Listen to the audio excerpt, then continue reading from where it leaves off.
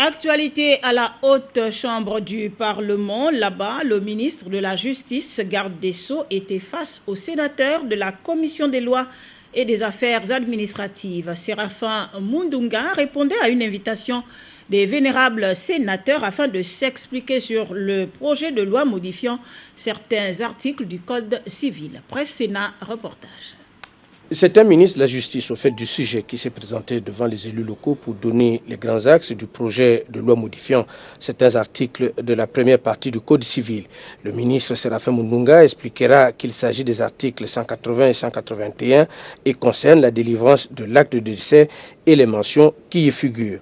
La protection accrue des droits de la veuve et de l'orphelin au Gabon demeure une préoccupation constante du président de la République, précisera le ministre de la Justice. Séraphin Mundunga insistera devant les vénérables sénateurs que les familles gabonaises sont confrontées au problème de spoliation de la veuve et de l'orphelin à la suite du décès de l'époux et d'avancer que ces fléaux a pour conséquence la destruction de la famille, cellule de base de toute société.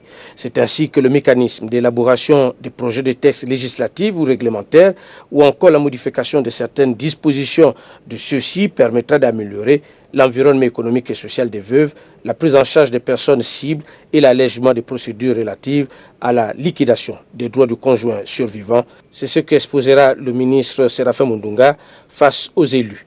Les nouvelles dispositions des articles 180 et 181 bis, indiquera le ministre Mundunga, prévoit que l'acte de décès soit désormais dressé en plusieurs volets et que l'officier d'état civil doit, sous sa responsabilité, veiller à la remise de la copie de l'acte de décès au conjoint survivant ou à son représentant et aux orphelins ou à leurs représentants, d'où cette précision. Il faut multiplier le nombre d'actes de décès en fonction du nombre d'enfants qu'il a laissés.